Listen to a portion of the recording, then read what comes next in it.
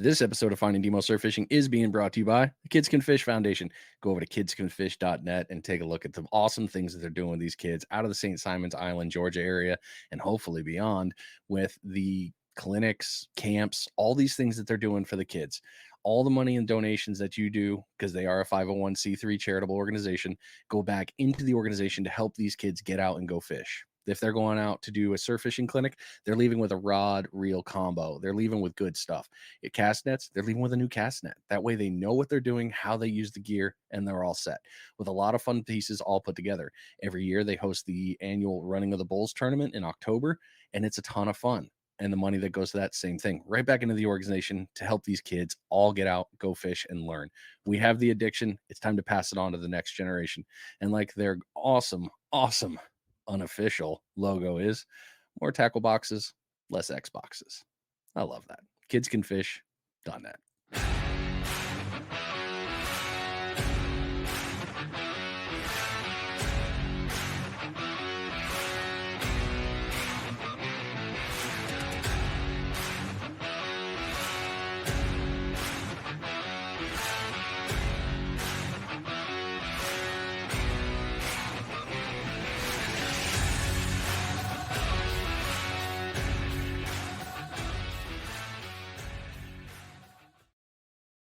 Welcome back, everybody, to a new episode. And this week we are getting on the old digital airplane and we're going international. Yeah, we're going down to Mexico. We're going to Cabo. And I've been there a couple times on Disney cruises, which is a lovely time. I mean, it's a lot of fun. I've done some really cool other excursions. And after all the things that I've learned while surf fishing and following people through social media and YouTube and all that, I missed the boat on some probably the best fishing I possibly could have. Well, let's double it up one more.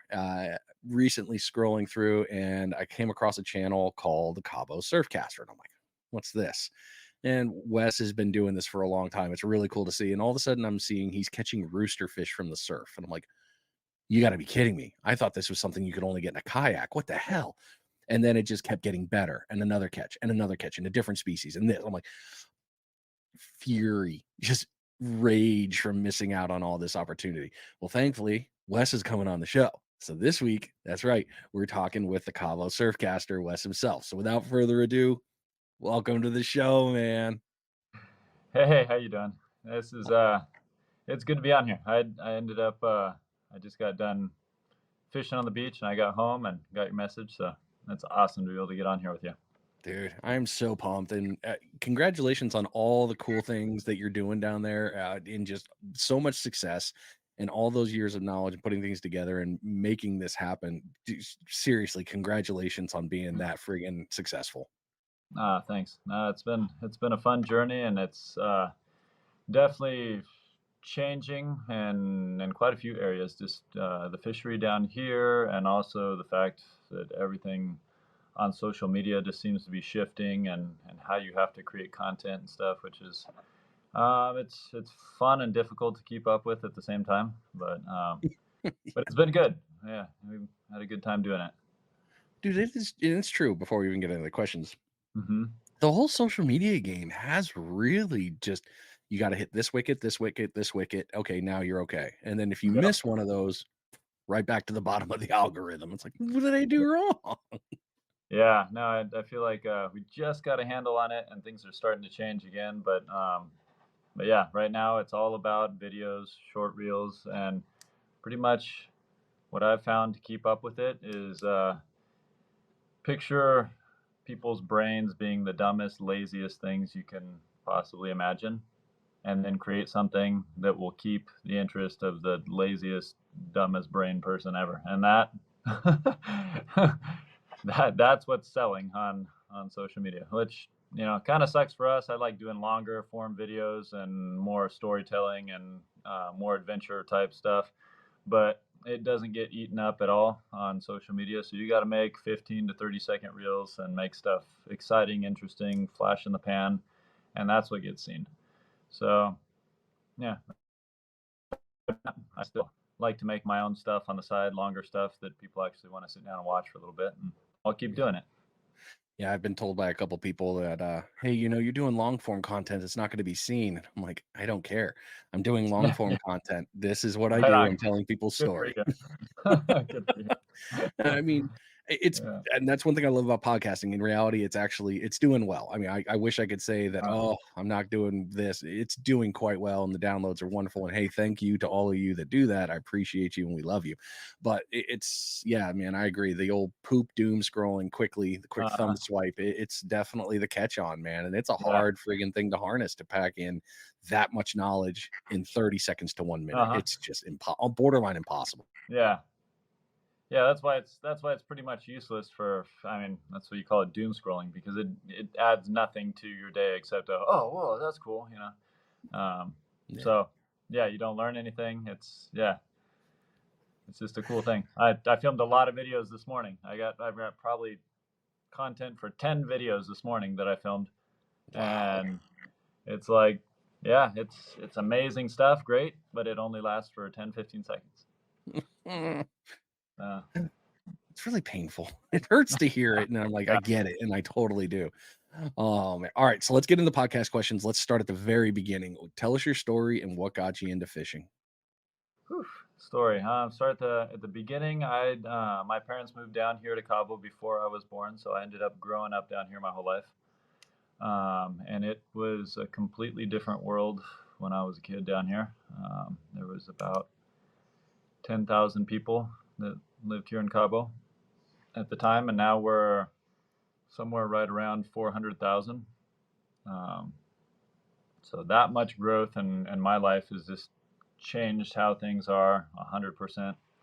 Um, from the fishing to town traffic, hotels, all the craziness.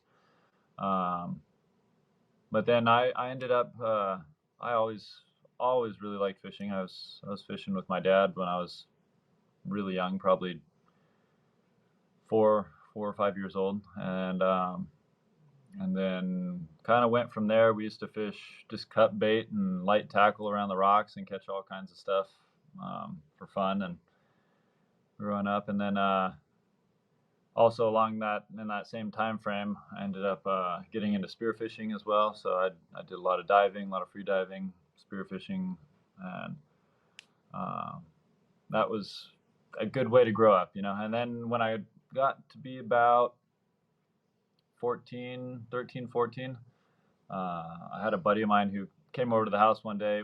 I remember it well because it was in June and it was Father's Day. So I think it was like around the 16th or something like that. And he came over to the house and goes, "Hey, take me down to your beach to go fishing. Everything's lining up. The tide's right. The water temperature's right. There's a temperature break off your point down here." And he's like, "It should be really good right now." And I've walked outside, looked out, and it's probably blowing 20 miles an hour, and the waves are huge down on the beach. And I'm looking at it, and everything looks kind of gray. The water looks green. I'm like, "What are you talking about? It looks terrible." I'd never fish on a day like that. Like it just, it didn't look like a fishable day at all. And he goes, "No, the tide this evening is going to be really good. We need to go down there. Just take me down there." And I'm like, all right, let's go. So I went down. I had my setup was about I think it was a 9 foot rod, just a little, and I was using it still for bait. So I had 12-pound mono on there and a little spinning reel.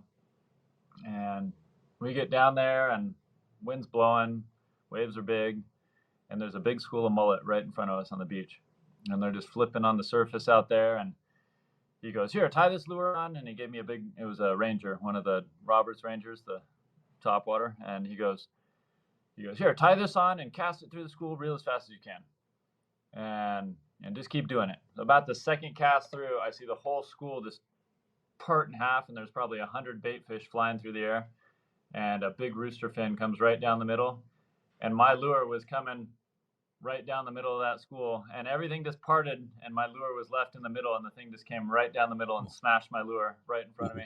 And it was like, "Whoa, no way," and he runs over laughing, and he goes, "Enjoy it while you can. It's not gonna last long." And he goes, "You're gonna lose that fish right away. It's gonna spool you." And and I fought this thing. It got down to almost the knot on the reel, and then it ran down the beach. And so I chased this thing down the beach, and probably about a mile down the beach, I ended up tiring this thing out and landing it.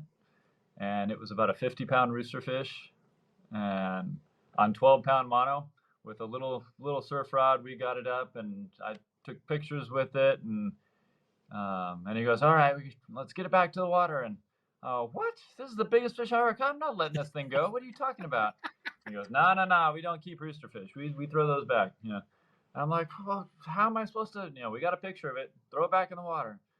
All right. I was like so disappointed. At that age, I was like, "You keep everything you catch."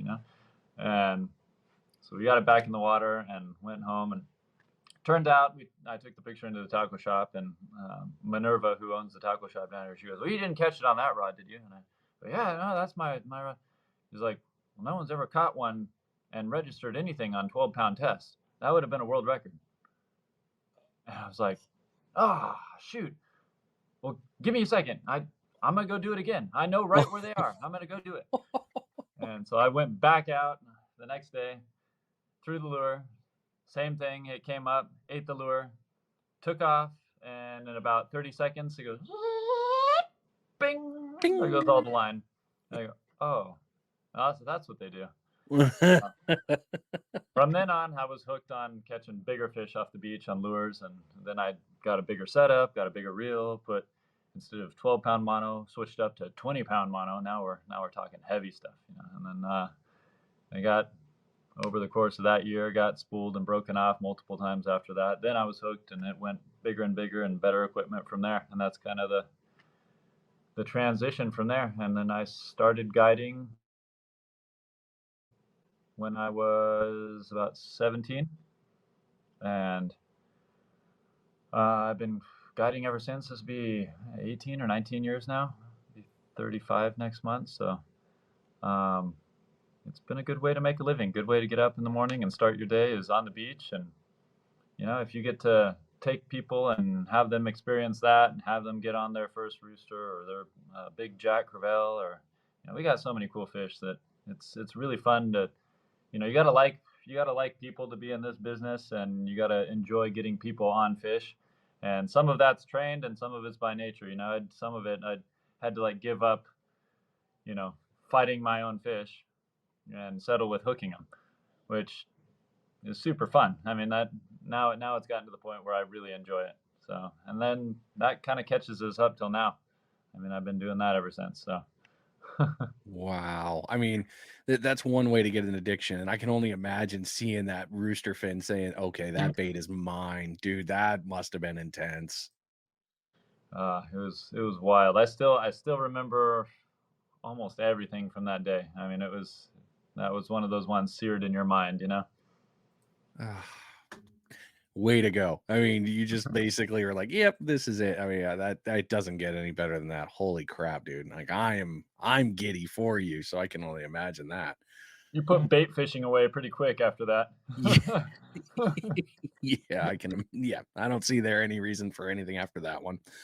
Okay, so you do have a lot of different type of fishing down there in Cabo. So what it sounds like you primarily do the surf, but what type of fishing do you like to do?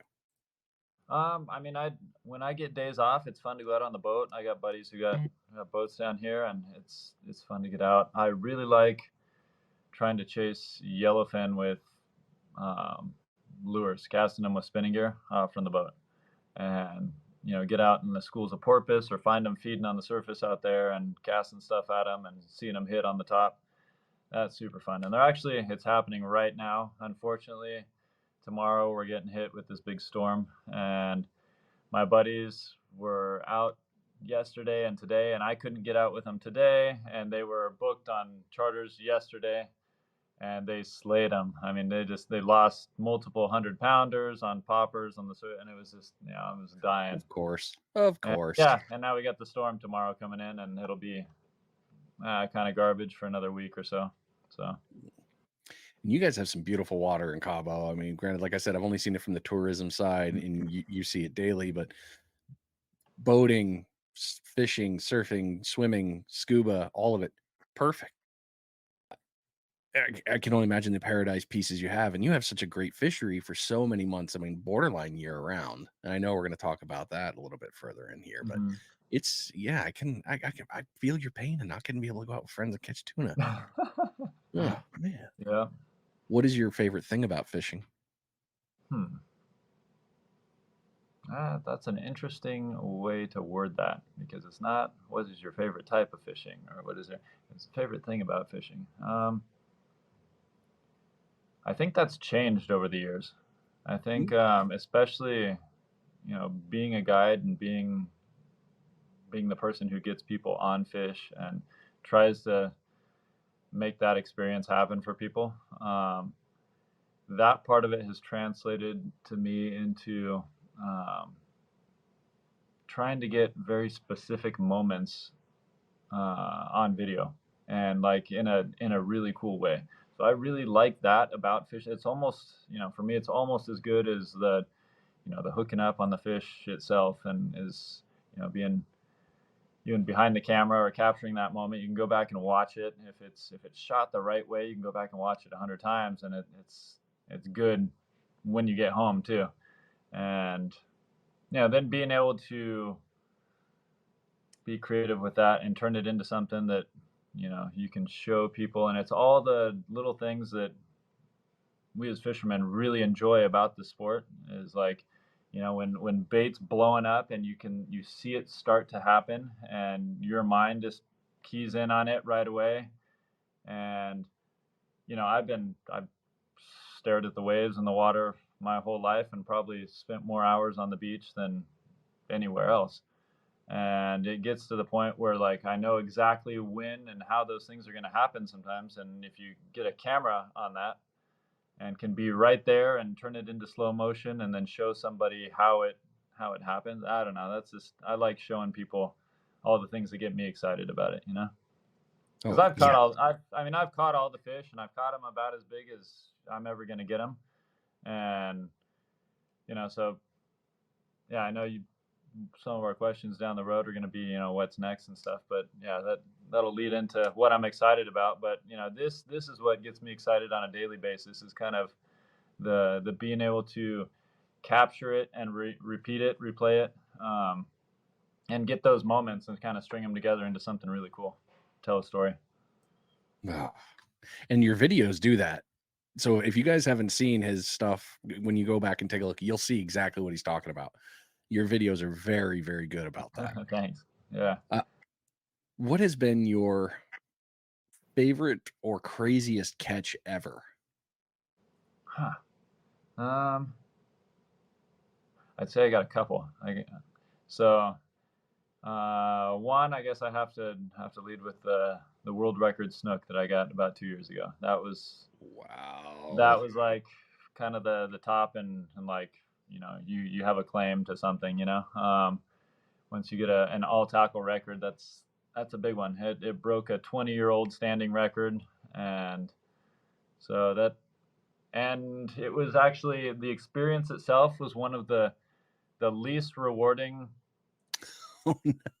things ever. I didn't even know what I had hooked because it was in the evening and it was dark, and I thought I had hooked a rooster fish and that we were going to release it anyways, and it was too dark to get a picture of it. And I hooked it on really heavy line, and we had already hooked a couple of them and gotten good pictures, and I was like, all right, I'm going to horse it in. We'll get this thing off of here and get out of here. We got to get back. It's like 8:30 in the evening and sun's down. And so I had 100-pound braid, and I just locked it down, walked backwards on the beach, held my spool, and dragged this thing up on the beach as hard as he was pulling. I was like, "You're not gonna break 100-pound in a straight pull." So I just walked backwards on the beach till he was up on the sand, and the whole thing probably took, I don't know, 4 or 5 minutes. And turns out it was a 51.5-pound snook, and he came up on the beach and beat the world record by, what is that, 40%, by 4 pounds. So, That's an official win right there. yeah, and it was just like, wow, if I had known what it was, I probably would have babied it, fought it forever, drug out the fight, and been super careful, and then probably lost it in the waves last minute because I was being too careful. Yep. But Mm. But yeah, that's an interesting one. Real quick, a couple other ones. I'd a really big Cubera snapper. It was I think the year before that I got on my own was ended up 73 pounds. Um, and I got that. I was all by myself. I was standing about 20 feet up on the rock and hooked that guy up in the rocks, and I landed him up through the rocks in the surf. And when I got him into the rocks, and he was laying in the mossy rocks in the water, I was hoping the wave would throw him up a little bit further. Right when I got him there, the line broke, and I was 20 feet up on a rock. So I basically threw my rod, ran down the rocks, jumped on this fish in the white water as the next wave came up, and wrestled him out of the tide pool. And that was an amazing catch, my biggest snapper ever. And the Pacific snapper record is actually only 78 pounds, so I was pretty close to a world record on that one, and that's pretty wild. Then the other once in my lifetime catch was a golden phase leopard grouper, which is an amazing fish. If you guys have never heard of it or seen it, you should look it up. It's kind of like an albino version of a species. It one out of every, I think they say like out of every 3,000 or something comes out that color, and it's bright golden orange. I mean, it looks like a tangerine, and there's not a scale out of place on it. Every bit of the fish is that color, and he was about 15 pounds or so, and just looked like a giant bright orange grouper. And yeah, I couldn't believe it. And I've only seen him diving a few times before in the wild, and I got one to hit a lure off of an island way up in the Cortez side, and just super blown away. As I was holding it, I remember thinking like, I don't want to let this guy go yet. Like I want to spend more time with him.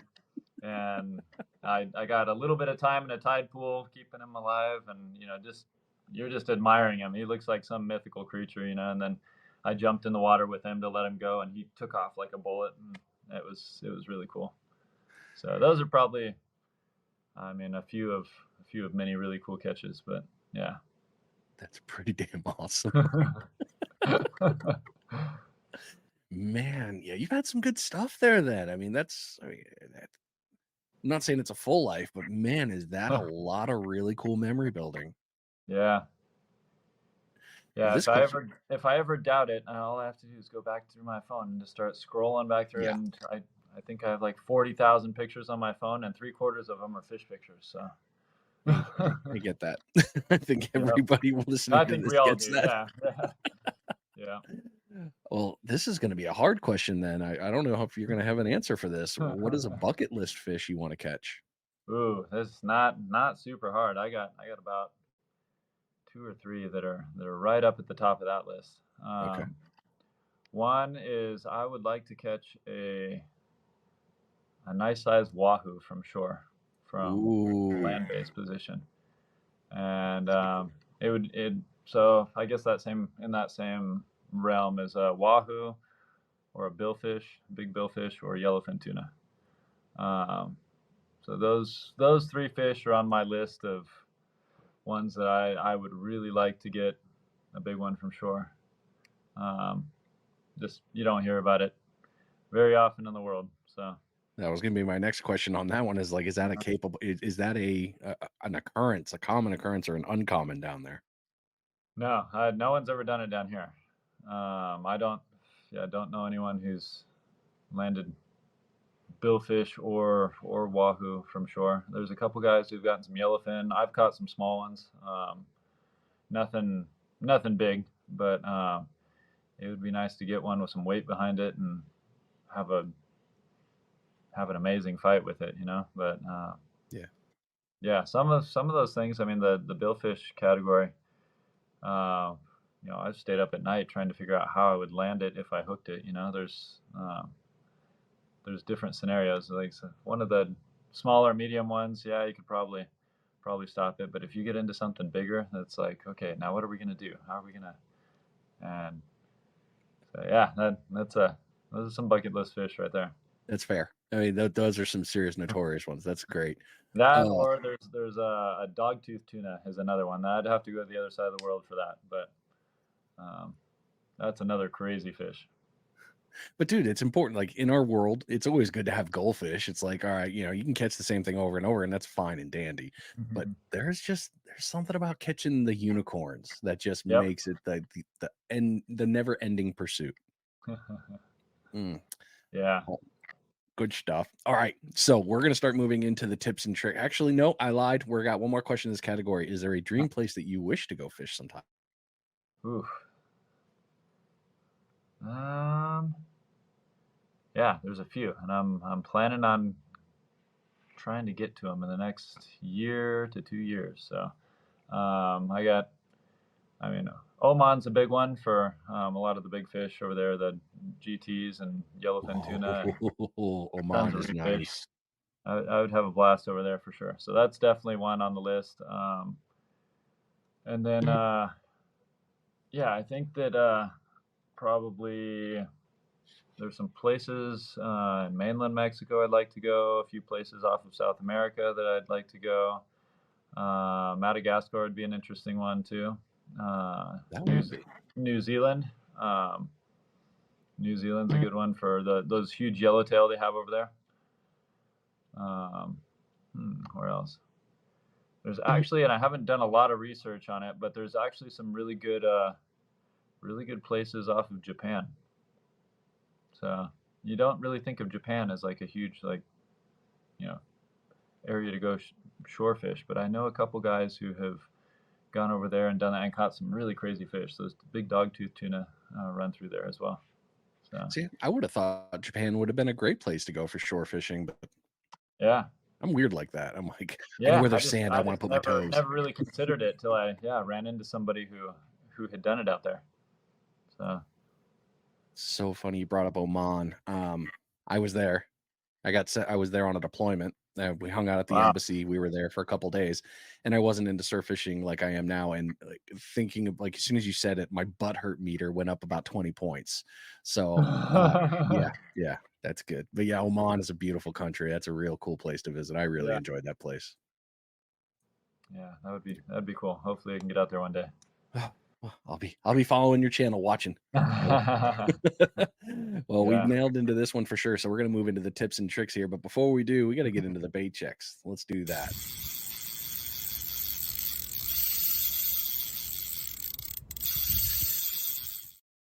Is the first bait check of the episode. So make sure you're out there checking your bait. It's been a little bit. We're a little bit further in than we normally are, but hey, it's always important to make sure you get that. If you haven't caught anything yet, bring it back in, switch it up. Maybe you got to go top to bottom. Maybe you got to change up, maybe mullet. Who knows? Change it up. You got to catch fish. This bait check is being brought to you by the Sinker Guy. Head on over to thesinkerguy.com and take a look at everything Chip's got going on in the Sinker Guy garage. You need rigs? He's got you covered. Sinkers? Well, yeah, it's in his name. He's got Sputniks, a whole bunch of them. You need a special size? Reach out to him. Chip might be able to hook you up. Terminal tackle, beads, and tools all in the shop. So thesinkerguy.com. Quick shipping, great customer service, and great products. I use it and I can definitely endorse it because I love the stuff. Good. All right. So now we're moving into the fun part here.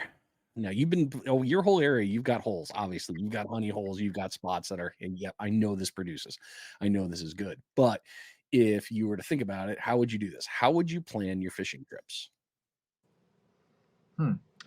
Usually I base stuff first off of weather conditions, knowing how different spots are angled. Here at the tip, we have there's such difference in weather from the inside, the Cortez side to the Pacific side, and you know when you're going every day, you kind of know where the bait's been hanging out at, and then from there you kind of go with weather. So how's the wind coming down? Usually, because we have a big mountain range down the middle of the Baja, we get the wind comes down and splits either one side or the other. So if it's windy on the one side, it's calm on the other usually, and vice versa. So you pick your spots depending on how you want to fish that weather. And some of the beaches have, a big hill on one side of them, so it blocks some of the wind coming down from the north, and you have a protected area on the inside of that you can fish. And then also sometimes it's the other way around, but Also, what we get here is we get a lot of change in the sand level. So the beaches will get a lot of sand added to them or subtracted off of them, and so it's important to kind of know which spots, if you're going for fish that are going to be targeting off of structure, then you want to know if those spots are going to be uncovered or covered up with the sand, because that beach could change 50 yards, 100 yards different. A lot of the spots could be covered up with sand one day or 1 week or something, and then the next week, all those spots are uncovered and there's fish using it for structure and cover and bait fish coming into it. And so it has a lot to do with how the weather's going, what the currents have done with the sand. Also, water temperature is a big one. And I think this one applies probably anywhere you're fishing. If you've ever heard all the guys talk about, oh, there's a temperature break or a temp break or, something like that. Usually what that refers to is you got cold water meeting warm water somehow, and it could be a matter of just a couple degrees different. But wherever those two currents or temperatures meet is typically where you'll find a lot of the bait fish. And once you find the bait, you find the bigger fish. So you're always looking for that bait. And here, especially late spring, early summer, we have a very drastic temperature change. So coming up from the Pacific side, coming down, we have really cold water coming down, which is, really cold for us, is in the mid upper 60s. And then out of the Cortez side, you'll get water that meets it that'll be in the, low to mid 80s. So, and that can meet so drastically that it'll be the difference between one beach to the next. And I mean, within a half a mile, you can have a 15 and at times a 20-degree temperature difference within a half mile. And so that translates into like a lot of bait coming into one area, and that's where you're gonna, if you're on the cold side of that temperature break, you could be in absolutely no fish at all. And if you're on the really warm side of it, where it's just been even for a while, you could also be in no fish at all. But if you get right on the spot, it could just be one of the best days you've ever had. So paying attention to that, looking at it, and certain times of year, that temperature line moves overnight. It'll move to the next beach up, and it'll move back to one. So you're constantly looking for that. I mean, even with the satellite, I subscribe to some, satellite temperature sites online, and pay money for updated images for that. But even with that, they take 3 images a day or something, and I still go out to the beach, and the first thing I do is run down in the dark, stick my feet in the water, and right away, it's like, nope, we're at the wrong beach. It's ice cold. The water's ice cold. Let's get back in the car. We're done. It's not even worth staying here. And so there's things like that. That's how you kind of gauge where the fish are and what conditions you want to fish in. And so that's one way I kind of look at things. Dude, that thermal, that's no joke down there. You ain't kidding. And that's Yeah. impressive that I didn't realize it moved like that. I figured once you got it out of the Sea of Cortez, once you got around the hook around, even with the tide movement, you were getting the bleed off. I didn't realize you'd have such a shift north and south. Yeah, no, and it's usually that break tends to be around the corner on the Pacific side, which is, that's what's good for us, is because we get all that migration of bait coming through there, and it sticks on some of the really good beaches over there. Yeah. And you're the first person to ever mention that about the sand cleaning off and covering the structure and the move back. That haven't really heard that very much in any of the other episodes we've talked about. So that's a very a real cool twist, because normally, Mhm. yeah, I mean, you sand moves up. We all know it. Sand moves. You get new breaks. You get new holes. You get new cuts. You get all that fun stuff. But to hide structure and expose structure for fish life, that's definitely a tough one. And with your water clarity too, I mean, Yeah. that really makes a huge difference because you can see. I mean, you know how that goes. But I mean, yeah, that's there's times a year where you'll literally be standing on dry sand where you were catching fish a month ago. That's crazy. that's nuts, man. Yeah. That's absolutely crazy. Okay, so that's what you plan your trips. Okay, so you let's pick up from basically where you just said there with your feet in the water, because I think that's going to matter into the next one. Now that you've decided, all right, this is the beach I'm going to fish, how do you select the spot to start fishing? And first thing in the morning, first thing you're looking for as it's starting to get light in the morning is any kind of bait activity. So especially this time of year, from late spring to through summer, the bait fish are mullet, and they're big. They're 12, 14-inch fish, and so that's big bait, big fish. You're looking for big stuff, chasing them, and anything that's chasing them is a big fish. So those guys, you're looking right up in the waves. You'll see them getting chased, singled out, crashed on, and sometimes you can see them on the surface. You'll look down the beach way far, and on a calm day where there's no wind, you'll see them kind of rippling on the surface. Or the mullet tend to flip naturally. If you've ever been around a school of mullet, they'll just sit there and kind of flip on the surface, and while they're resting, and they make a noise also that it's kind of like a popping noise that you hear, and you get so cued in on like looking and listening for these things over the years that I can drive my truck down the beach, and if I kind of stick my head out the window, you can hear when they're popping in the surf in the dark out there. Oh, wow. And so there's times I'll drive by in the dark, and I mean I won't even be looking at the water because it's dark out, and you just be driving, and all of a sudden I hear them pop pop pop, and then you just stop the car and you're like, all right, we're here, this is it, and you get out, and as it gets light, there's the whole school of bait right in front of you, and stuff starts going off. But I mean, you want to look for bait first. Um, I mean, that's always the best thing. Sometimes, if that's not working, you want to go fish some structure, then go down to one of the corners or rock piles where you see structure around and switch up your lures. Go from, instead of on the big sand beaches fishing like top water or faster jigs and stuff on the big sand beaches, then you switch over in the rocks to stuff more like stick baits or poppers or swim baits that you can work a little bit slower and twitch and work more natural around the rocks and hope for some reaction strikes around the rocks. That's a good way to do it too. Really cool add in there with you did rock fishing versus sand fishing. That's Hmm. I'm not saying I picked that up from you, but I may have noticed something in your videos. I'm like, why is this? Ah, well, I see what you're doing. Yeah, Okay. Very, very cool in the knowledge. yeah. All right. So we've got those pieces there. Now, is there a certain tidal swing that you prefer to fish or anything like that? Or does tides not matter to you? What do you look at there? No, you do get you definitely have some good changes with more tide movement. Fish tend to feed more aggressively with more extreme tide motion. So, and that happens around the extremes of the moon cycle. So you get a full moon or new moon, and your tides are more pronounced. If you look at a tide chart, during like a new moon or something, the days, like the 1 or 2 days leading up to it and 1 or 2 days after, you get the tide swings are way up and then way down and then way up, and then you get into the midpoint in between, which is half moon obviously, and then your tide swings are just kind of very gradual. The highs aren't very high, the lows aren't very defined lows. It's just kind of a little squiggly line across there for your tides, and that tends to be kind of the worst part in the cycle for fishing, is when there's very little tide movement around a half moon.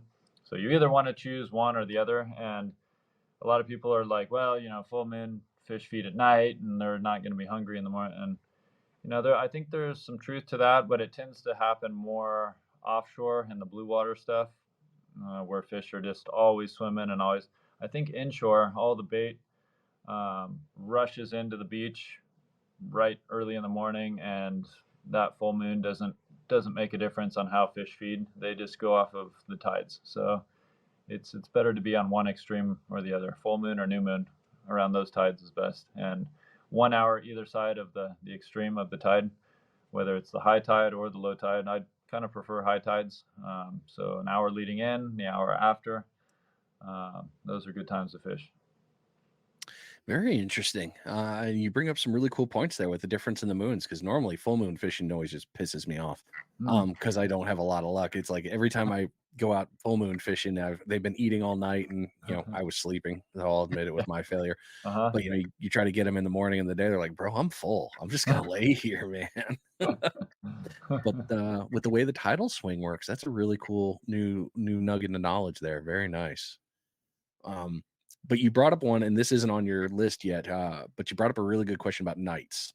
What are some effective strategies for surf fishing at night, and what kind of safety precautions should anglers take during that nighttime fishing? So yeah, that's an interesting one. I don't do a lot of night fishing as it is, mostly because a lot of the fish that we're targeting, especially if you're going for 'em with lures, are very visual feeders, and I I haven't had a lot of success fishing lures at night, um, which I know on the East Coast of the U.S. they've yeah, I mean that's kind of the key hours going for stripers or something like that on the East Coast, and all those guys fish at night, and most of the time they don't even think about going out midday. Yeah. But yeah, the nighttime stuff, I know a lot of guys down here who are successful with it, but when they're fishing cut bait and pyramid sinkers on the bottom, or throwing out chunks of mackerel or skipjack, or um, they'll get into sometimes some snapper, but you know they end up fighting a lot of stingrays and pufferfish and Yeah. the sharks, like little sharks and stuff. But it's kind of, I don't know, that never really was too interesting to me, I guess. Makes sense. I didn't like sitting around forever and waiting for the bite. Yeah, it doesn't I, sound like that's your type of fishing. Like your yeah, type I'd of rather be fishing is casting all day is and up and active. You're an yeah, active walker, and I love that.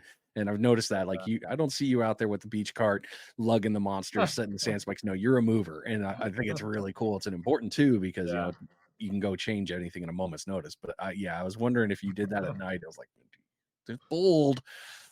Night fishing, yeah. different species come out to play. Yeah, I mean, some of the guys do good. One of the fish that they do good on that I actually don't hardly ever get on lures is triple tail down here.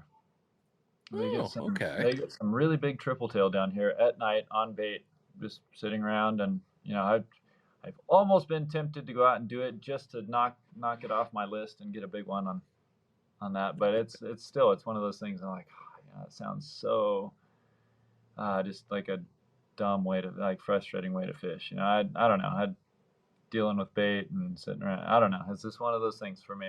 I'd rather try and catch them. I've hooked them twice on lures and lost them both times on the way in because they jump and they're a squirrely fish. And um, yeah, I actually on one of them I had a camera tied on my line, and so I got the underwater footage of him biting the lure and the whole fight, and watched how I lost him, which Oh, was pretty wild. It was crazy to me how much the hooks traveled around on him, and I caught him on a stick bait, and I had one hook in the corner and one hook on the side of his cheek. Then the one in his mouth came loose, and he was only hooked by the cheek, and he started shaking around. He hit a rock and it bumped it, and the one who was in his mouth stuck to his forehead, and then the one that was on his cheek came loose, and then I was pulling him just from his forehead, and then I ended up losing him off of his forehead one, which was never one of the original hookups on him. So just crazy.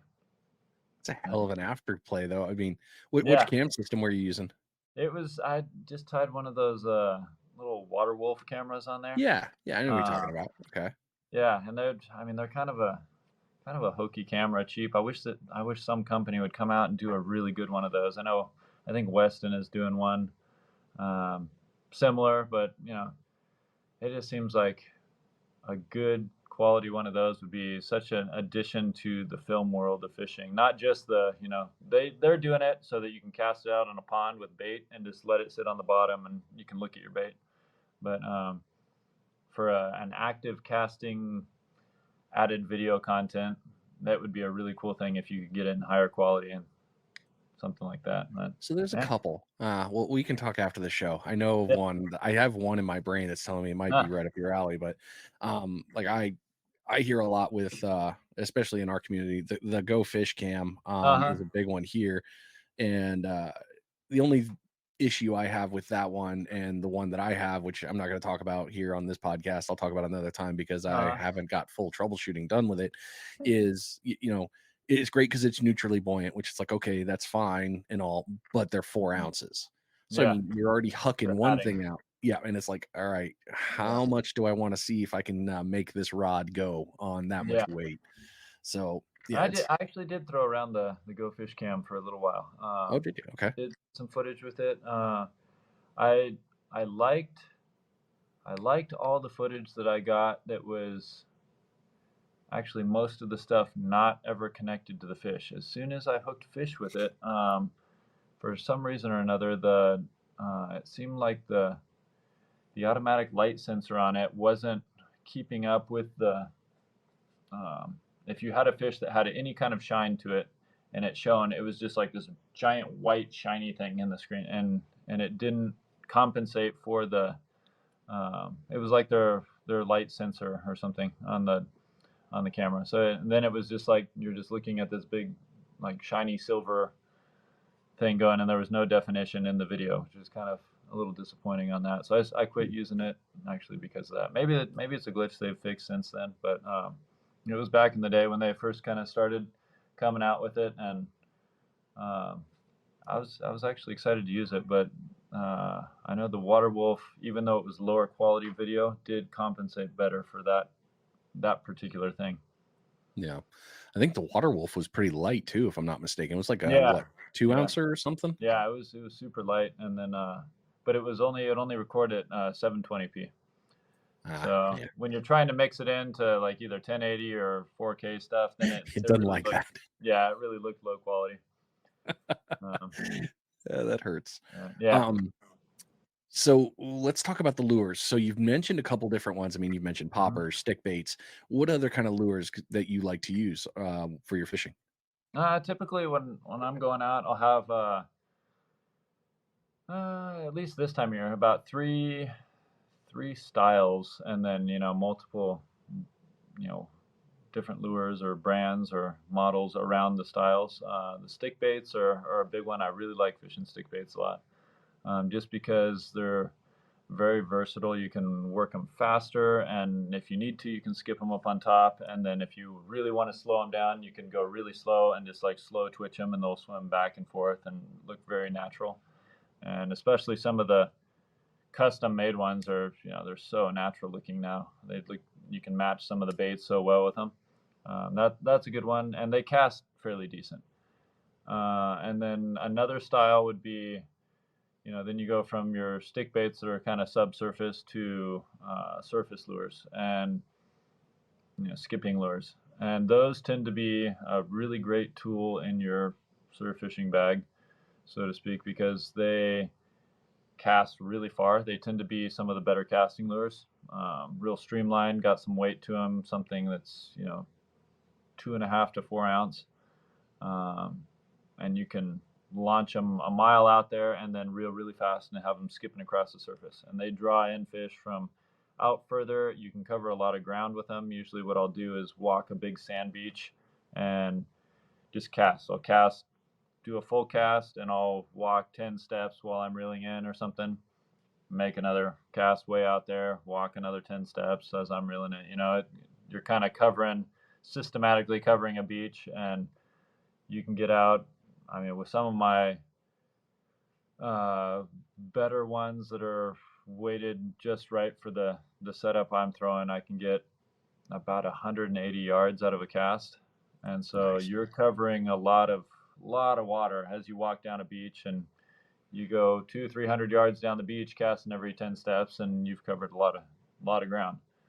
That's a good way to do it. And then then you have, I'd say poppers kind of fall under that same category a little bit, except I prefer something like the GT ice creams, that are more of a surface lure that you're kind of smoking in on the surface, mainly because, well, one, poppers take a lot of work to work them. I mean, once Yeah, you they do do. 10 or 15 casts on a big popper, your arm's about to fall off. And so there's that. Then the other is if you have fish actively feeding around you on the beach, uh, poppers tend to be just a pain in the butt because you see a fish come out chasing, you make a cast, maybe your cast is a little bit off and you land behind the fish, and the fish is still going, and he's going all the way up to the shore chasing this bait fish. With a popper, you don't have, because it's grabbing water on the way in, you don't have enough time to smoke it in quick and get another cast on that fish. With any other surface lures or stick baits, you can pop it up to the surface and reel really fast and come in with it and get another cast on it really quick, and have a chance at that fish. And so poppers tend to be kind of a hindrance when you have a lot of activity going on. But they're also a good tool for drawing in fish when you just need the biggest, meanest splash in the ocean. You're trying to turn the heads of all the fish out there. You can make a big splash with some good poppers. So there's that. Then another time of year we use a lot of jigs, like sardine type jigs. We'll even take some of the smaller vertical jigs for like offshore fishing, stuff that's in the 3-ounce range, like 100-gram stuff, and looks like a sardine or something like that. And those also cast a mile. You can let them sink down to the bottom on big sand beaches and then jig them up fast from the bottom and get bites from the Sierra mackerel that we get down here. That's a really good one. So I'd say half the year we fish jigs and stuff like that, and then the other half were stick baits and poppers and surface lures. Very cool. Okay. That makes a ton of sense on the different Mhm. fish too. And I like the knowledge piece. This is actually a perfect time. We've been going 50 minutes, and now we need to get another one done. Oops, a little behind.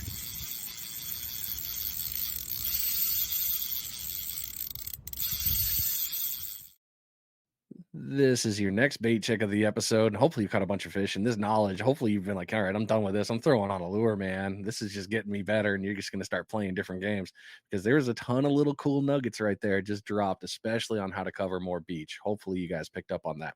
This bait check is being brought to you by Ninja Tackle, ninjatackleva.com. Great website for getting your hands on those rods from 7-footers up to 13.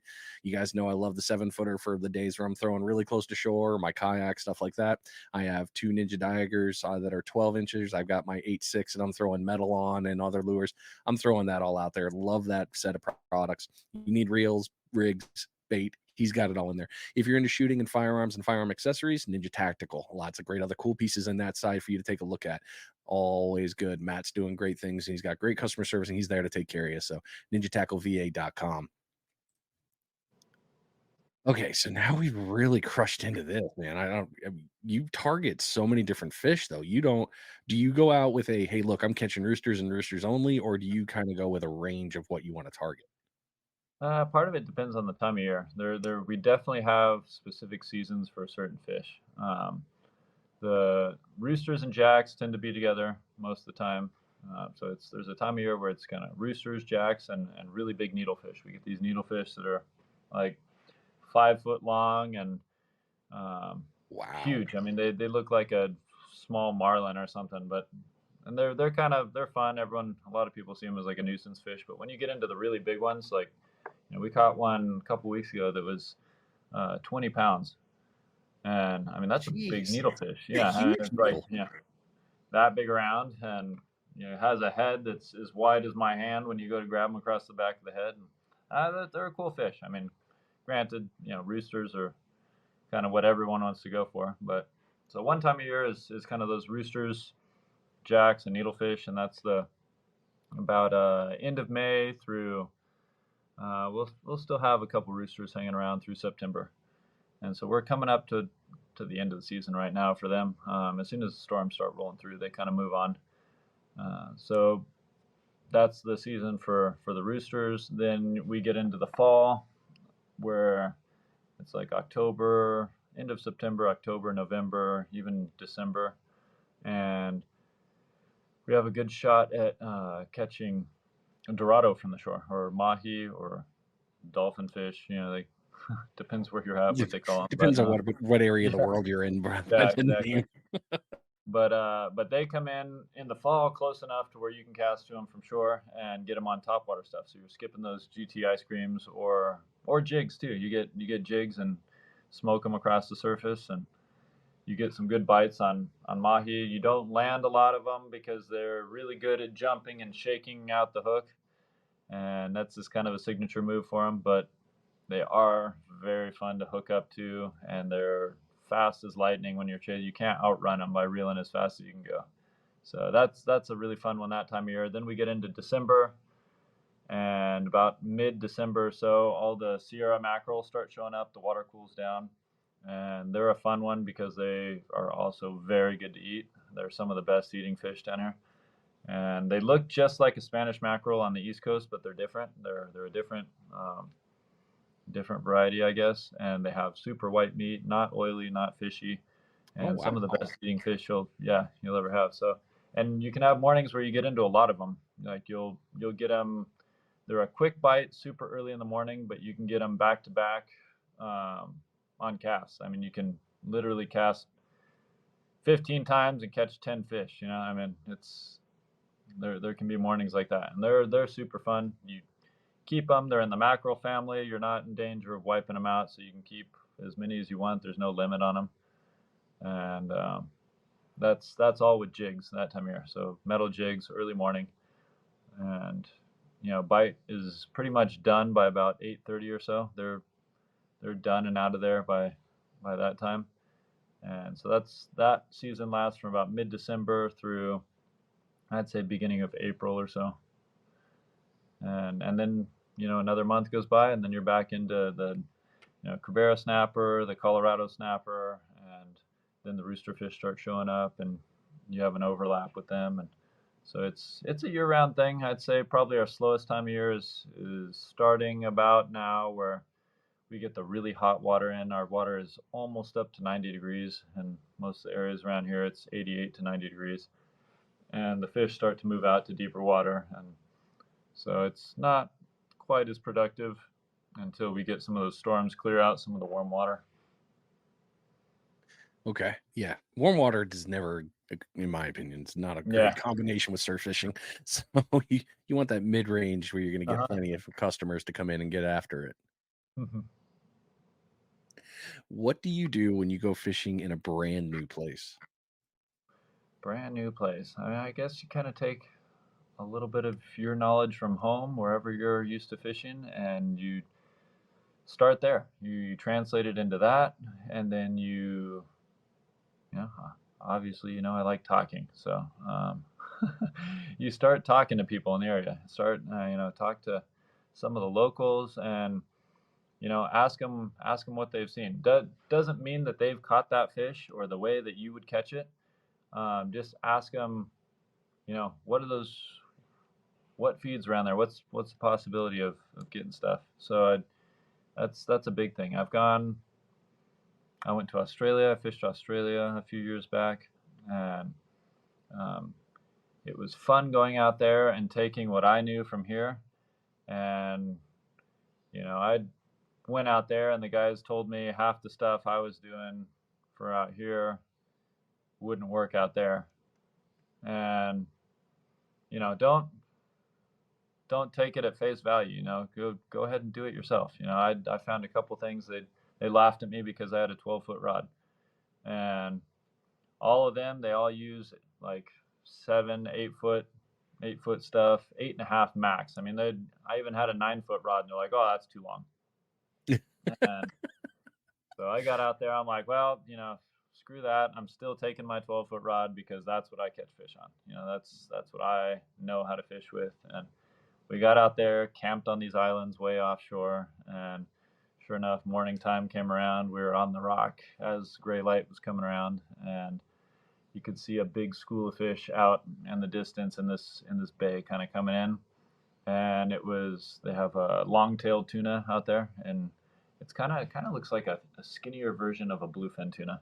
Okay. Uh, and they get up to, I don't know, I'm not sure what they got up to. I got one that was about 40 pounds. It was like 35, 40 pounds. And uh, they came into a certain distance, and my buddy who was out there he was casting with his 8-foot rod, trying to whip a jig way out there, and not making it out there. And I'm like, well, I could overshoot that whole school right there, Hold my upside. beer.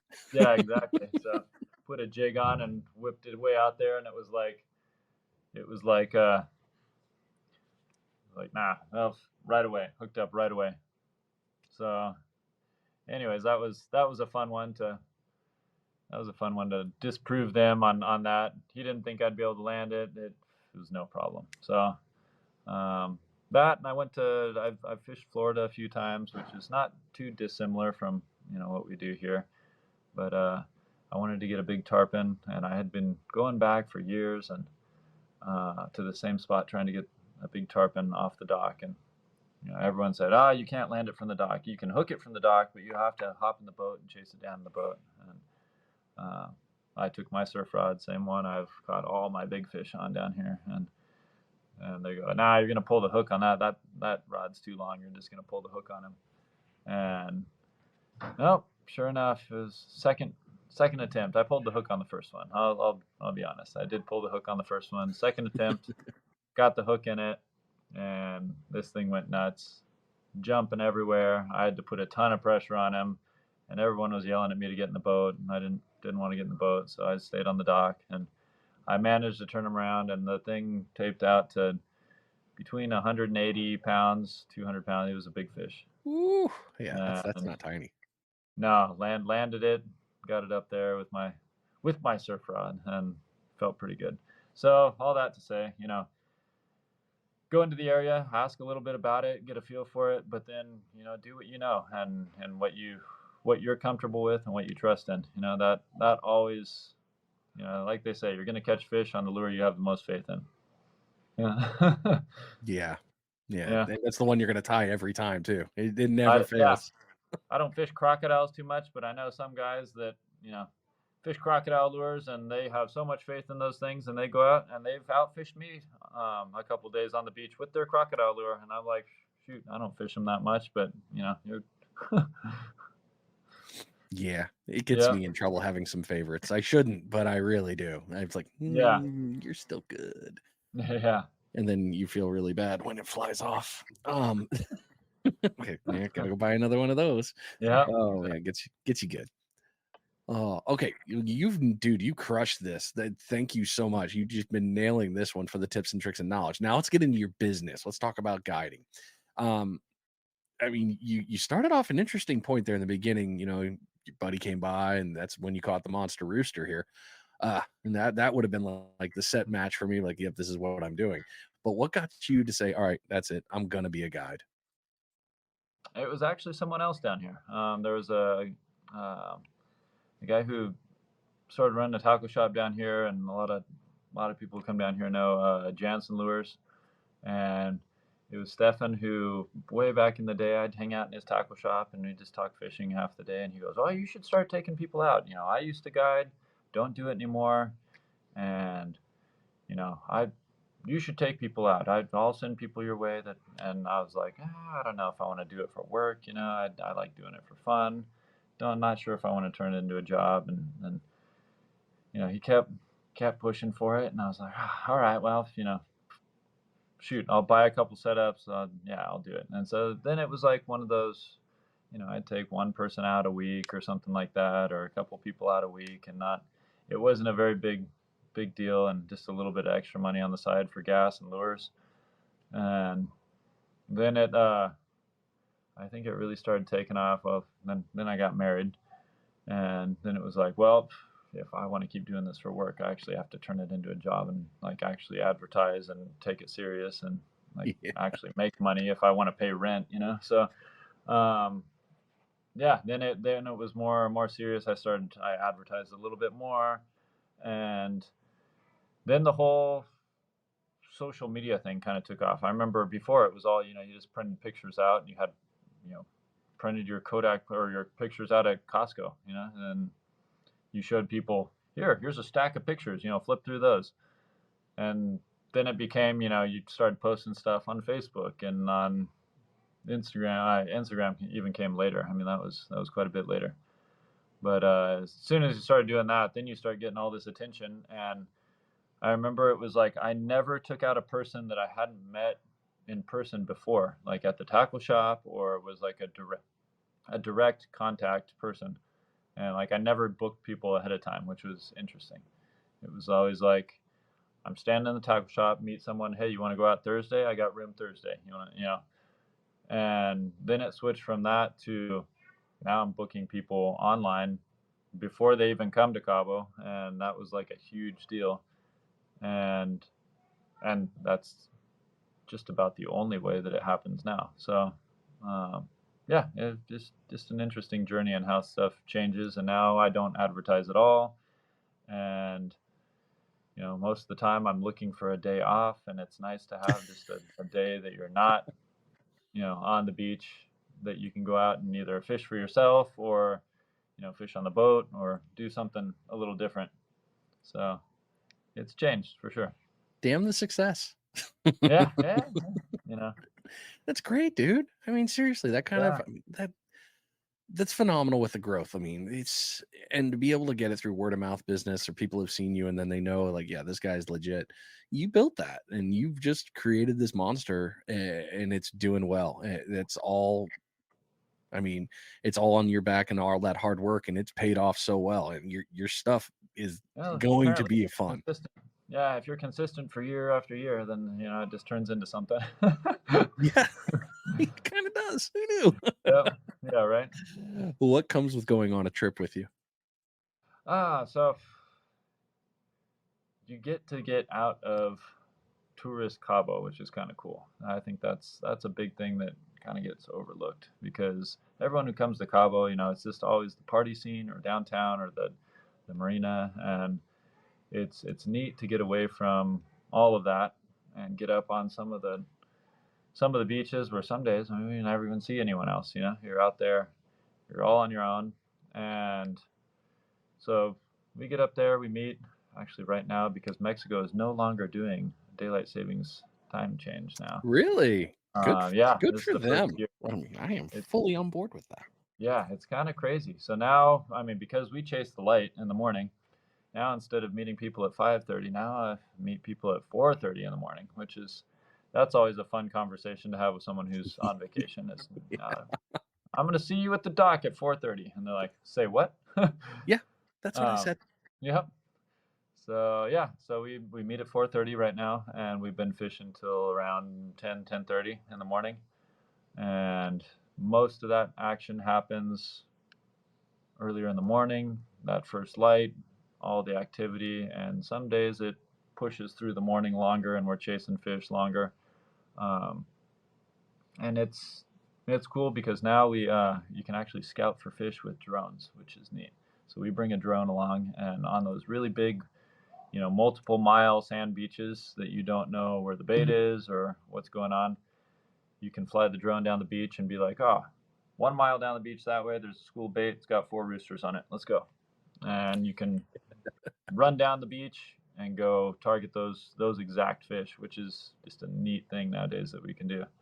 Um, and all the gear is included, and I'd say just bring sunscreen and a bottle of water, and you're pretty much good. Nice. So, Yeah, technology has made things somewhat easier sometimes. mm-hmm. Yeah, for sure. So what do you do, or what do you normally target with a charter? Is it kind of, hey, look, this is the species, this is what we're doing, or is it just, hey, customer wants this, this is what we're firing after? No, it's pretty much like this is what's going on because if you go into like if you're not in rooster season and like 95% of the people coming down like I want to catch a rooster fish, that's on my bucket list. It's like, well, there's not really rooster fish around right now, so I mean, why don't we go for you know whatever's going right now, Right. and that way we're not just casting at water. So and it is definitely what's there. Let's go catch something. What regardless of what it is, it's going to be something cool. Probably something that they haven't caught before. Um, and even if it is, it's probably going to put up a good fight. So Yeah, I think that's what everyone's after in the end is some action, anyways. So probably. uh, I mean, yeah, the right tug is the now it's drug. surprisingly enough, even in the middle of rooster season, you can go out mornings and like I went out this morning, probably saw some of the most activity that I've seen all year. It was crazy, right before a storm.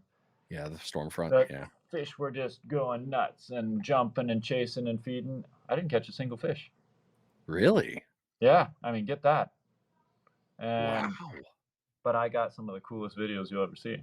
I bet. Uh, There's a win.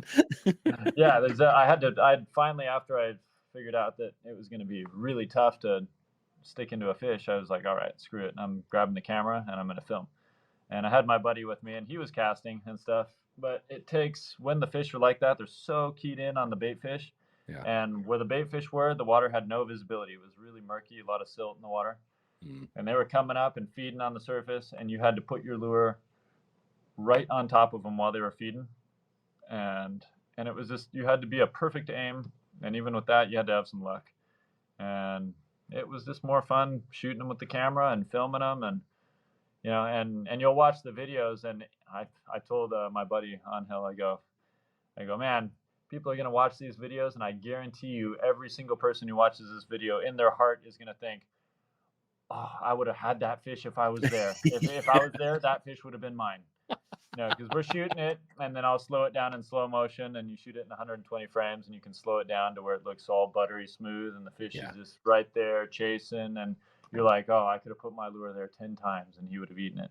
And in reality, it all happens that fast, and they're moving forward so fast that by the time your lure flies through the air where you think it's going, they're already 20 feet ahead of you. Yep. And you, I mean, the proof is we both threw around at them for hours this morning, and neither one of us got a fish. So it's I don't know, but the morning for both of us, even us who were like out every single morning and seeing it, this morning we both went away smiling at each other, going, that was an amazing morning. We had so much fun. And so I mean, that's what you get. You get out there, you get to experience it. Sometimes you see them, sometimes hooking up to them is a bonus, and you get that picture of your giant rooster on the beach, and sometimes they'll feed all the way up to your feet, and you still can't get a hook in them. But you just never know. Sure. Every day's different out there. Yeah. Why aren't you eating it? Oh Give it man, right to you. I It's almost snapped delicious. my rod in half today. I was so fired up on one. There's two big roosters came in feeding. They were chasing this one bait, and they were just thrashing like a 10-foot square area. And I went for a cast, and as soon as my lure hit the water, it foul hooked. Oh no. Wow. And it just dug into the water, and I couldn't get it back quick enough to get another cast. It was like 100 yards out there, and it was foul hooked, and I drug it through a school of feeding roosters, foul hooked, and I felt like in my heart it would have been a fish for sure. It was a perfect cast. It just landed and foul hooked on itself, and felt like snapping my rod in half midway through the morning. Yeah. Yeah, that yes. I think everybody feels what you just felt right there. Like I'm feeling it over here. Oh, so you go out of Cabo, is that basically, I mean, hell, that's pretty much your service area then is Cabo. I mean, people are gonna go there. It's not like they're gonna be running further up. So gonna go ahead and skip that one. How do people book a charter with you or look up going on a charter with you? Best way is online. I got a website, CaboSurfCaster.com. You can also email me. My email is same thing, CaboSurfCaster@yahoo.com. And just shoot me an email. I can send you all the info. That's the best way to do it. I used to do stuff over social media, but that just got too complicated. I lost too many messages, so now I only do it over email or through the website, which is also goes straight to the email. So that's the best way. Perfect. All right. Well, let's do this last bait check and then we'll get into the social media because you nailed in a really good piece with social. And I think it's a really important topic to dig in. Mm-hmm. So we're going to get right into that. So, yeah, without further ado, let's check that bait.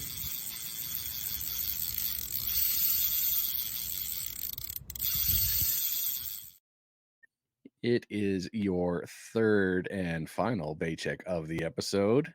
Hopefully you're doing just fine. This bait check is being brought to you by DS Custom Tackle. DSCustomTackle.com. Great website. Lots of cool stuff in there. Everything that you could need to possibly get. If you need to get hooks, done. Floats, easy day. Jigs, teasers. Yeah, they got it. If you want to be in there for your tackle supply, they'll take care of you with that. They can get you all set up. You just reach out to them. They'll happily have that conversation. DSCustomTackle.com. Get your order in today. You won't be sorry. Oh, all right. So we started talking a little bit there about social media. Let's continue with it. What made you decide, all right, I'm getting into content creation, I'm doing a YouTube channel, I'm putting all this online?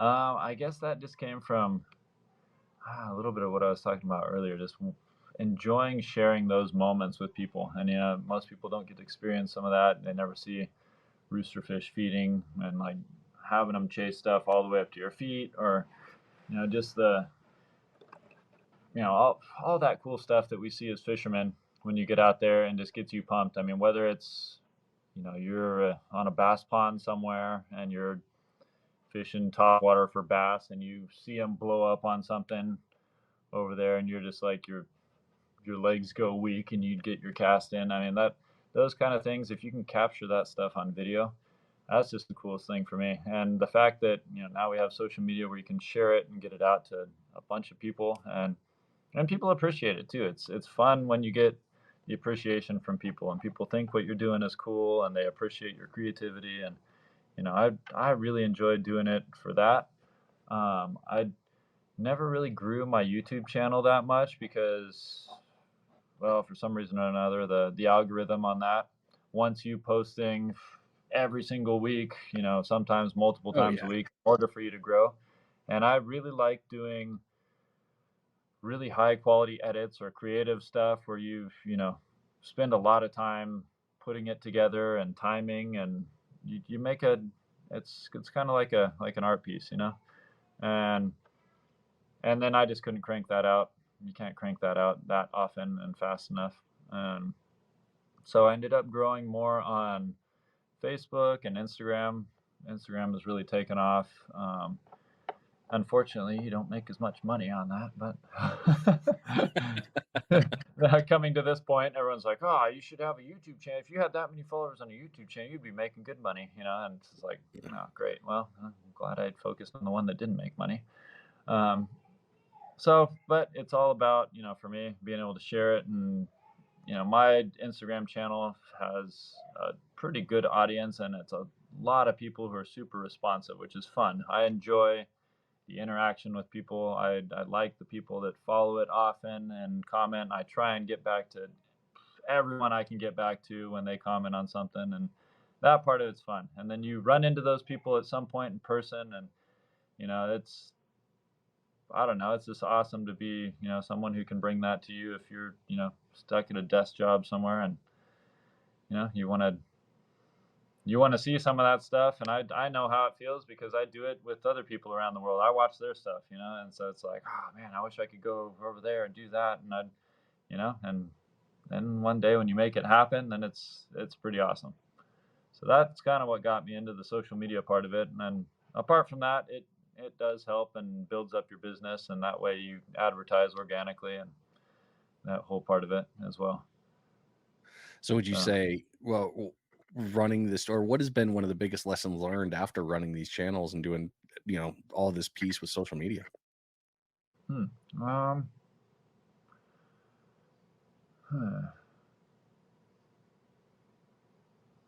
I'd probably say just recently finding out that, you know, just the way that, and it's not even the way the algorithm, where the algorithm really only works exactly how people work.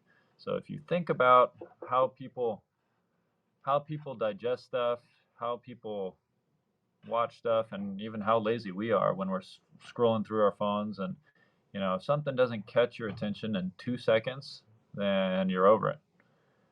And so learning that is just kind of getting into people's heads on like what they want to see, and what's so that part of it has been a big shift and change in how you have to make content to grow. And also in order to get a bigger base where you can at some point make content that's longer form, and have an audience to see it. Because if you don't, you can make the most incredible film in the world, but if you only have like 400 people who follow you, then it's like, where does that go? It doesn't really land anywhere. It doesn't get seen by too many people and appreciated. And then you feel like you spent a ton of work on just about nothing. And so it's kind of this, you build up so that you can also, share what you like, even if you are fighting the algorithm at the end of the day.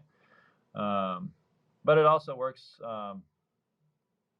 good for you as a business for getting sponsors and for just in general. You build up to where you have an audience and people start looking and going, oh well, you want to fish with this?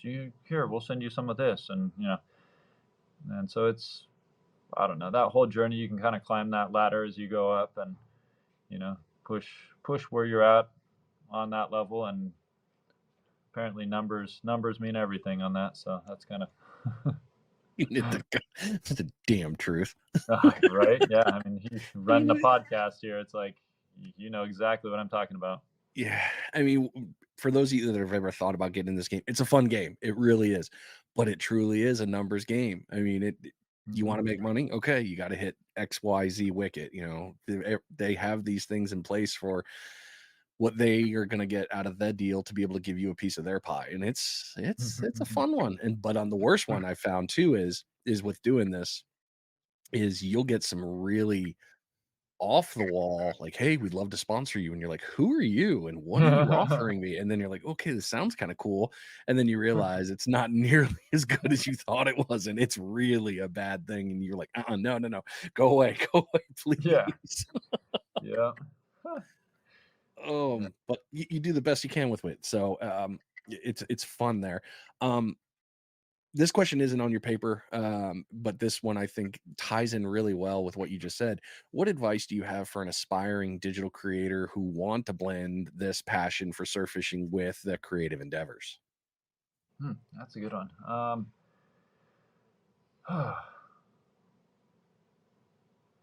Yeah, don't of know. course. I come up with new questions as we haven't, from the Yeah, no, time no, I no, sent it no, to you and to now. that's I'm like, that's here we that's go. awesome. I mean, that's a really good question because I've like I've gone down the whole road of, it's being creative and trying to film stuff by yourself is one thing, and that has pretty much throughout the world translated into I'm going to have a GoPro on my chest or on my head, and then we're going to take that and we're going to chop it up with maybe some vocal stuff or some voiceover stuff, and that's going to be my video. And so I kind of, as entertaining as some of that stuff is, it's like that's not the way I wanted to see a lot of the action that I was seeing.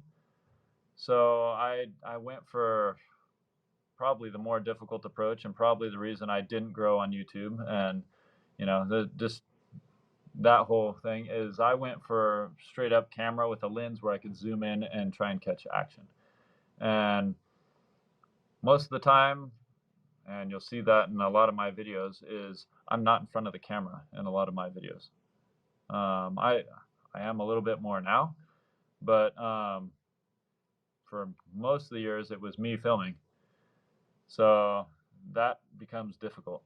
Then you end up just being a creative. You're making like cool videos and they don't really have to do with you. And so your personality doesn't come out in the videos. And that's not really what YouTube wants. It works for Instagram. That's more of an artsy community type of, but so I'd say for someone who's doing it new, decide where you want to go with your videos. I mean, if you want to do that, like, first person point of view with the GoPro, I mean, there's some guys that do some really great jobs with that and are making good money with it on YouTube and doing that. I just kind of got tired of that same point of view. The reel is like right here in the shot every time, and it's right there, and nothing ever changes. And they're just like, oh shoot, he's going around a rock, and oh, you see him splash out? No, I didn't see him splash because you got a wide angle lens, and I'm not seeing the splash that's 40 yards out there. Right. So if I want to see the splash that's 40 yards, I want to see it in slow motion. I want to see the fins come out of the water. Yeah, I want to see all that. But you don't see it because it's either the camera on the head or on the chest. So that was kind of my frustration with that. So now I found a really good buddy who loves to fish with me, and he's really getting into the camera, and he really loves the camera, and I taught him all I know about the camera. And now we're filming each other back and forth. Um, and to be honest, he does a lot more filming me than I do of him. But I did this morning. I filmed him. But Ah, yeah, friendship. yeah, it's one of those, like, yeah, it's a so we're having fun with that, and now I get to be in front of the camera a little bit more, which is also another fun twist to it. And maybe we'll start growing the YouTube channel, making some more stuff where I guess my face is in front of the camera more, which is, that's interesting. I've always hated the sound of hearing my own voice, and you in podcast world you have to get used to that, I guess. I mean, you've heard your own voice for a lot, but most Yeah. people can't stand the sound of their own voice, and I'm no exception. So Yeah, it took a while for me to realize that like what I hear in one ear while I'm speaking with, the headphone off yeah, yeah, versus hearing it in my head. I'm like, "God, do I sound like that? yeah, Oof." right. And you're gonna hate it when I send you the post show and be like, here you Oh go, yeah, here's your episode. Go ahead and listen to it. I'm like, no, I'm I good. never I listened to the trust you. whole thing. Yeah, I can't do it. Oh, that's good. All right, let's move into the closing question because you already nailed the other stuff with running these, and especially with social media, and you nailed some really awesome points.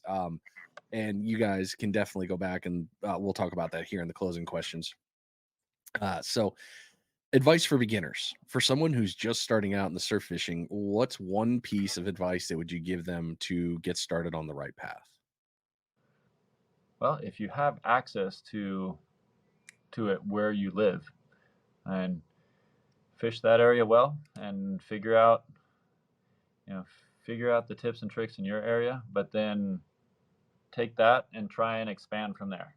Just move out from there, and you go on vacation somewhere, you go on a trip, you come to Cabo, come and try doing it down here. Go to do it mainland Mexico, or go in Florida.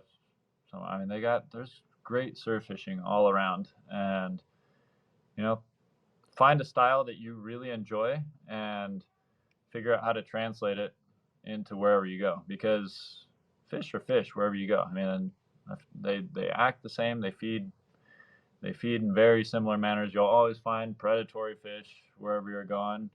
And I a lot of my growing up, we didn't have cool lures down here at all. I mean, it was like you had a few different lures from Rapala, and then anything that was outside of the box was you were buying musky lures or something from the northern United States, Canada, Midwest stuff. I mean, big, weird stick bait lures that they were using to chase pike and muskie.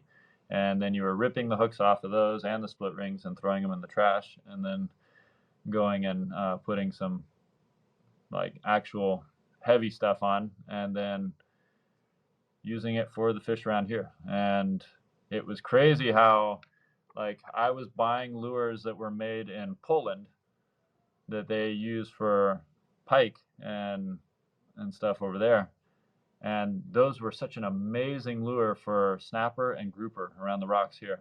I mean, it was just on fire back in the day. And I'd ordered these things from like overseas as a kid, and it was wild. So yeah, don't get stuck on like just what works, what everyone tells you works in your area. Take something that you like, and then try and adapt it. Go change it up. You might find something new, something that works, and make a video about it, and it might be onto something. Makes sense. Are there any fellow surf anglers, mentors, authors, or individuals who have inspired your journey and deserve a shout out? Hmm. Um. There's shoot. There's a bunch of Set you up. different guys around the world. Sorry. I'd say I've met a lot of guys at ICAST. If you guys have never been to a tackle trade show like ICAST, or some of the some of the big ones in your area, that's a super fun way to network and meet people and meet cool people. And I go to ICAST every year just to do that, just to go talk with people, and you end up running into some interesting people from around the world. My trip to Australia, I ended up doing because I met a guy named Dennis Verrett, um, who had caught big yellowfin tuna off the rocks, um, out of Ascension Island, back when they let you travel to that island out there. He fished that back when it was still legal to travel out there, and caught some really big fish. And that kind of sparked our land-based search, and we went to Australia and spent a month camping out there and fishing, and that was a fun one. Um, the guy, Crazy Alberto, if you ever look him up online, he's an East Coast fisherman. He fishes big striped bass, big snook, and he's got some really interesting methods of fishing. He's been doing it a long time, and he's got some things that he talks about where fishing the non-human hours, which is kind of a cool thing. Which, you know, Interesting. yeah, being saying that the biggest fish come out in the non-human hours. In the middle of the night, those like 2, 3 in the morning, and he's got the fish to back it up too. So that's a really cool theory, and it works really well in his area, obviously. And so his name is Alberto Kine, I think is his name, but crazy Alberto is, and he's the one who, if you ever heard of the Alberto knot, Hmm. which is like an improved Albright knot, the Alberto knot, he came up with that. That's named after him. Of course. Yeah. Nice. Now, see, learning just occurred for me. I didn't realize where it came from. That's really Yeah, cool. yeah. So, yeah, he's a very, very cool guy. He works very closely with St. Croix rods. So whenever you go to ICAST or something, he'll be hanging around that booth.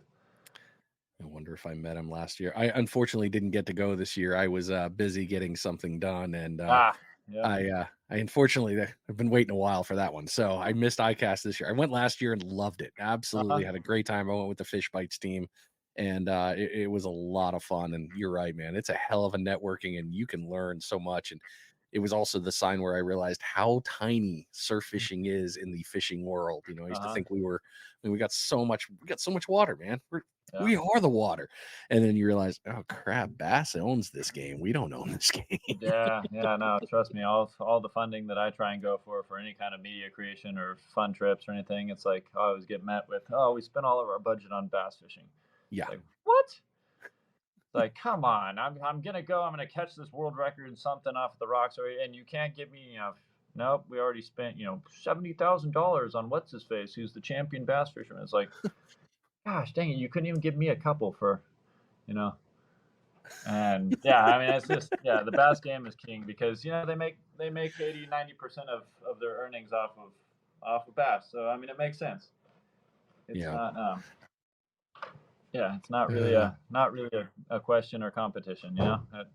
I I'll let them have it, but I'm still gonna fight for my little piece of budget at the end of the day to go Hell yeah. make I mean, something why unique. wouldn't you? They absolutely would.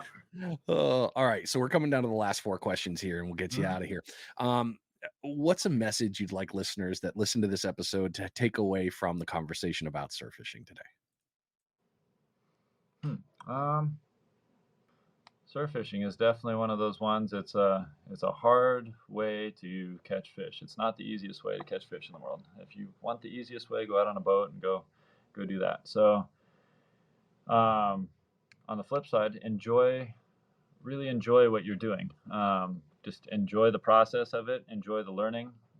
Get out there and enjoy the morning. I mean, I don't know. I always get out there on the beach and it's like, you know, God made that sunrise for me that morning, and those fish that are coming up, you know, God painted that morning for me. So get out there and appreciate that part of it.